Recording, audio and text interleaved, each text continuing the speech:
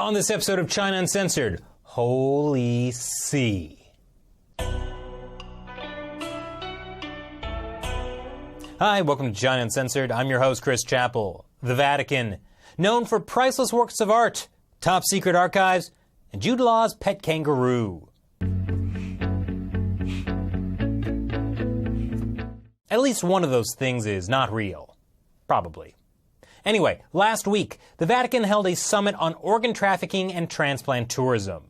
And the real-life, not young Pope has called these things a new form of slavery and a crime against humanity. So everyone was a little surprised when the Vatican invited this man to speak, China's transplant chief, Dr. Huang Zhefu. Why? Well, it's kind of like holding a summit on how to stop people from stealing food and inviting the Hamburglar as your keynote speaker. Dr. Huang Zhefu has been accused of being a part of and covering up the Chinese regime's prolific organ trafficking and transplant tourism. Holy See? More like holy not see. No, not Nazi. Not see like they're not seeing the obvious. Moving on. The Catholic Church approves of organ donation and transplantation, a tradition dating back to this guy. But I'm pretty sure there's some kind of prohibition against a government killing people for their organs. I think that might be covered by one of the commandments. I mean, it's been a long time since I went to Bible school, but that makes sense, right? Except that's exactly what the Chinese regime has been doing. There is a mountain of evidence that China has a large and complex system to kill prisoners of conscience and harvest their organs for transplant. A single organ can fetch 6 figures, so a lot of people in China are profiting from this. This report, released last year, estimates that between 60 and 100,000 organs are taken from innocent people in China every year. And for a long time, the Communist Party was able to hide what they were doing. But it's not as easy now as it used to be. People are wising up. For instance, this declaration last year by the European Parliament condemned China's organ harvesting. Then there's this one from the U.S. House of Representatives. A major liver transplant journal, Liver International, just retracted a study by Chinese liver surgeons because it seemed like the donors weren't so voluntary. And mainstream media are actually reporting on it as well, without using words like allegedly. Dr. Huang Zhefu, despite trying to paint himself as a reformer, has personally been involved in some sketchy things. In 2005, he performed a high-profile public demonstration of a liver transplant. Just to be on the safe side, he ordered 2 extra matching livers as backups. They were never used. For those of you who aren't transplant surgeons, let me explain the problem with that. As The Guardian puts it, livers are extremely sensitive and need to be removed quickly and are often unsuitable for transplantation by the time the patient dies. So to be able to order 2 extra livers mean Chinese hospitals must have had a pool of people already set aside, still alive, with all their blood work done so they could match the organs so their livers could be harvested. So where do China's 60 to 100,000 organs every year come from? According to the report I mentioned, they come from Falun Gong adherents, the Uyghur ethnic group, Tibetans, and house Christians. So the Chinese regime is killing Christians for their organs and then sending their representative to a conference in the Vatican on how to stop organ trafficking and transplant tourism.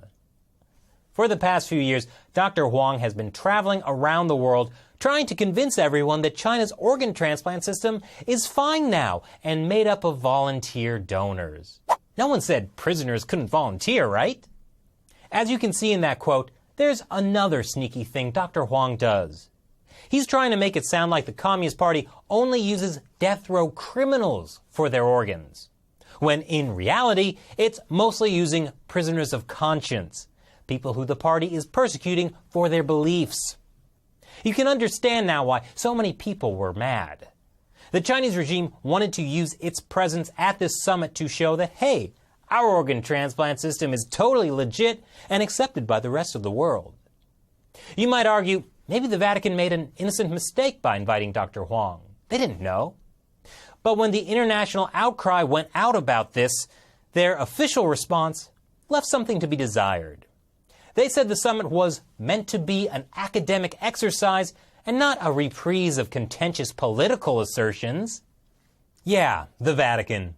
They never get involved in politics.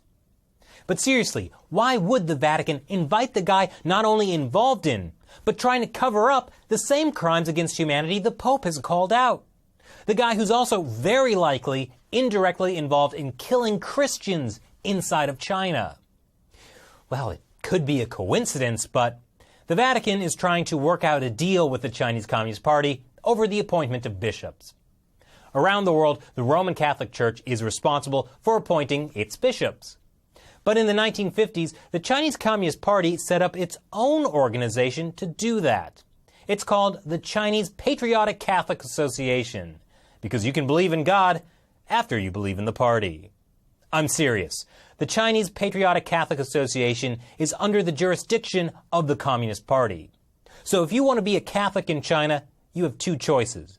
One, belong to the Patriotic Church, where your highest authority is not the Father, the Son, and the Holy Spirit, but the officially atheist Communist Party. Or two, belong to an underground church and risk being arrested or having your organs harvested. Neither of these are great options. And when the Catholic Church has tried to appoint their own bishops or priests in China, they tend to get kidnapped and arrested. So that's a problem. But recently, the Cardinal of Hong Kong said that the Holy See and China have reached a preliminary consensus that will lead to an agreement over the appointment of bishops in China. So basically, the Catholic Church is considering making a deal with the Communist Party. The agreement is ostensibly over the appointment of bishops, but ultimately involves the entire issue of religious freedom in China. Because as China's leader puts it, religious groups must adhere to the leadership of the Communist Party. The same party that's harvesting Christians' organs, selling them for profit, and then sending their top doctor to the Vatican to lie about it. That Communist Party. So there's concern that the Church might be sacrificing human rights and religious freedom in order to establish diplomatic ties and get more control over bishops in China. Well, as Cardinal Tong put it, the moral principle of the Church teaches us to choose the lesser of two evils. So what do you think? I'd especially love to hear from our Catholic viewers. Leave your comments below. Thanks for watching this episode of China Uncensored. Once again, I'm your host, Chris Chappell. See you next time.